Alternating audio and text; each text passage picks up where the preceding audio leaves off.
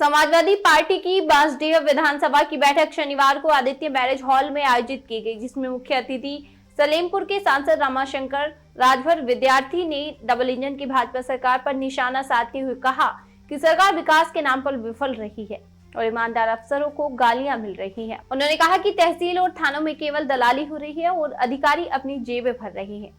सांसद ने कार्यकर्ताओं से अपील की कि वे 2027 में सपा की सरकार बनाने के लिए पूरी ताकत से जुट जाएं, ताकि बेरोजगारी, महंगाई, भ्रष्टाचार और अन्याय का अंत हो सके। वहीं पूर्व नेता प्रतिपक्ष रामगोविंद चौधरी ने कार्यकर्ताओं को मतदाताओं से जुड़ने और पार्टी की नीतियों को घर घर पहुंचाने का आह्वान किया। उन्होंने भाजपा द्वारा पीडीए के खिलाफ फैलाए जा रहे भ्रम का विरोध करते हुए कहा कि हर पीड़ित व्यक्ति पीडीए का हिस्सा है और भाजपा की चुनावी धांधली से सतर्क रहने की आवश्यकता है। चौधरी ने कहा कि कार्यकर्ता ही सपा की रीढ़ है और उन्हीं के बल पर अखिलेश यादव पुनः मुख्यमंत्री बनेंगे। माध्यम से क्या जोश भरा गया, किस तरह की रणनीति बनाई गई? देखिए, आज चूँकि मेरे सांसद होने का 1 वर्ष पूरा होने में थोड़े दिन बाकी हैं, इसलिए आज बांसडीह विधानसभा के सभी अपने बहादुर बूथ अध्यक्ष, सेक्टर अध्यक्ष, विधानसभा के पदाधिकारी, ब्लॉक के अध्यक्ष सबको बुलवा करके यहाँ पर हमने बधाई दिया है और 27 में सपा की सरकार आए, इसके लिए रणनीति तय की गई है कि 27 में समाजवादी पार्टी की सरकार बने और देश और प्रदेश की जनता को भ्रष्टाचार से राहत मिले, उन्हें रोजगार मिले, उनका व्यवसाय आगे बढ़े, किसानों का आय दुगना हो, व्यापारियों को सुरक्षा हो, महिलाओं की सुरक्षा हो और भ्रष्टाचार समूल नाश हो।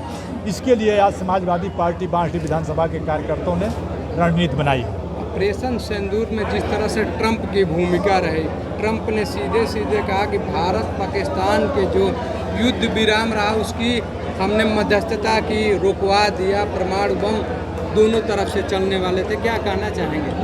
देखिए, इस युद्ध में हमारे सेना का अपमान हुआ।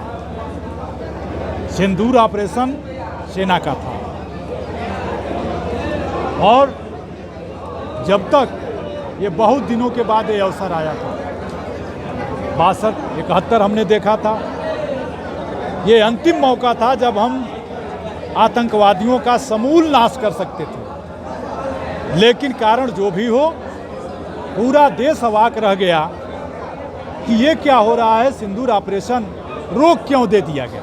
और मैं सवाल करता हूं भारत सरकार से, जब पूरा विपक्ष आपके साथ था, पूरा देश आपके साथ था, तो देश का गुस्सा रोकने के लिए आपने सिंदूर ऑपरेशन शुरू अगर कर दिया, तो फिर आतंकवादी कहाँ गए? देश तो अब भी चाहता है ना कि जो पहलगाम में पर्यटक मारे गए उनके अपराधी कौन हैं, सरकार कब तक उनको पकड़ कर लाएगी। जिस तरह से ट्रंप की भूमिका है उसको क्या कहेंगे? आज ट्रंप जी कह रहे हैं कि हम दोनों देशों के परमाणु युद्ध रुकवा दिया। भारत के नेता कहते थे कि हम विश्व गुरु हैं। अब तो ये तय करना होगा ना कि अमेरिका विश्व गुरु है कि भारत के प्रधानमंत्री जी विश्व गुरु हैं। अमेरिका को चौधरी बना दिया। याद करिए इंदिरा जी का वो दिन कि जब तक बांग्लादेश को अलग नहीं कर ली तब तक अमेरिका का, उस समय वांडर प्रधानमंत्री था, वालंडर, तब तक इंदिरा जी ने फ़ोन नहीं उठाया।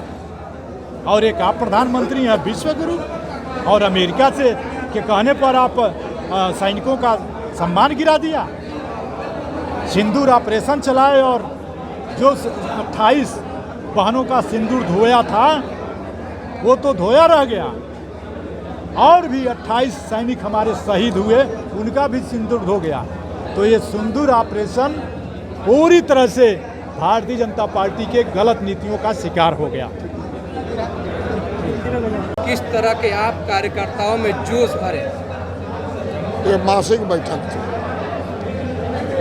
पूरे प्रदेश में एक डेट है मासिक बैठक की, एक जिले की बैठक, अब ब्लॉकों की बैठक। तो हमारी मासिक बैठक 5 को थी, तो 5 को मनिया का घरना था, इसलिए टाल करके आज किया गया।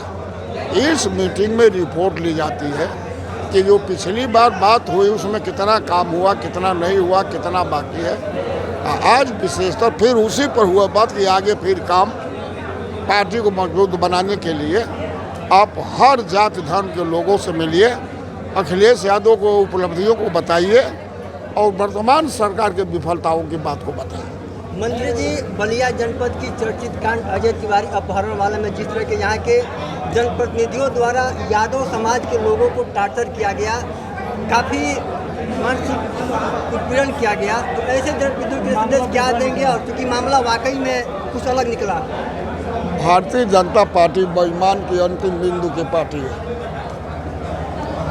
एसपी और जिलाधिकारी से उस दिन भी ये थे, हम लोग मिले थे, और स्पष्ट कहा गया था कि एक आदमी ने अपने घर रखा है और वो निकला तो बताया भी, लेकिन अभी इसके खिलाफ कोई कार्रवाई नहीं और झूठ है यादव परिवार को जेल में। सरकार तानाशाह हो गई है और सरकार के साथ साथ पुलिस और प्रशासन अधिकारी भी तानाशाही रवैया अपनाए हुए हैं। इसको तोड़ने के लिए समाजवादी पार्टी सड़क से लेकर सदन तक लड़ेगी।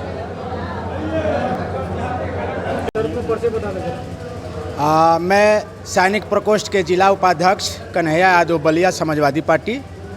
आज आपके इस स्थल पे कैसा कार्यक्रम ऑर्गेनाइज किया गया था यहाँ पे? ये समाजवादी पार्टी के मासिक बैठक होती है जो हर महीने 5 तारीख के होती है, जो आज कुछ कारण मनियर के चुनाव की गिनती के वजह से टाल दिया गया था, जो आज 17 तारीख को संपन्न हुई। क्या उद्देश्य रहा इस मीटिंग? इस मीटिंग का उद्देश्य ये है कि हमारे मतदाता सूची में गांव-गांव जा कर के बूथ स्तर से लेकर के सेक्टर प्रभारी को निर्देश दिया गया कि मतदाता सूची में जो वंचित लोग बच गए हैं, जिनका नाम नहीं जुड़ा है, उनका नाम जोड़ने का कार्य अपने मतदाता सूची में कार्यकर्ताओं को जोश के साथ अपने भागीदारी निभाने के लिए समाजवादी पार्टी का कड़ा निर्देश है कि हर बूथ पर अपना जाएं और बीएलओ से बात करके और मतदाताओं की सूची में नाम जुड़वाने का कार्य किया जाए। ये तैयारी 27 के चुनाव की है क्या? ये चुनाव की तैयारी, पहले तो लड़ाई हमको 26 और 27 की लड़ाई जो लड़नी है उसके माननीय राष्ट्रीय अखिलेश यादव जी का निर्देश से चला जा रहा है और ये कार्यक्रम चलाया जा रहा है और हर माह चलेगा और ये बूथ स्तर तक चलेगा। ज़मीनी स्तर से जोड़ने के लिए माननीय अखिलेश यादव जी ने अपने कार्यकर्ताओं को निर्देश दिए हैं कि बीएलओ से मिल करके मतदाता सूची में अपना नाम जोड़ने का कार्य ये संपन्न कराना है और अपनी भागीदारी निभानी है, अपनी जिम्मेदारी निभानी है। हर एक कार्यकर्ता समाजवादी का सिपाही है और सच्चा सिपाही है। जो मैं एक सैनिक प्रकोष्ठ का सच्चा सिपाही हूँ, तो मैं जैसे मैं सिपाही हूँ वैसे आम जनता कार्यकर्ता भी वैसे ही सच्चा सिपाही के तौर पर कार्य कर रहा है। कितनी संख्या में कार्यकर्ता समाजवादी पार्टी के इकट्ठा हुए थे? ये समाजवादी पार्टी के कार्यकर्ता कम से कम 500-600 लोगों के कार्यकर्ता जो आए थे। 400 बूथ है बाढ़ विधानसभा में और 420 बूथ के सभी कार्यकर्ता आए थे और हर एक विधानसभा माने ब्लॉक अध्यक्ष, ब्लॉक सेक्टर प्रभारी, महासचिव और जिला के महासचिव बीरबल राम जी भी आए थे, हमारे सांसद जी भी आए थे, जो इस जोश के साथ इन कार्यकर्ताओं के साथ अपना बैठक किया, अपना निर्देश दिया कि हर बूथ पे जाना है और हर कार्यकर्ताओं को समझाना है और हर एक जो अपने से बिछड़े हैं उनको भी साथ लाना है।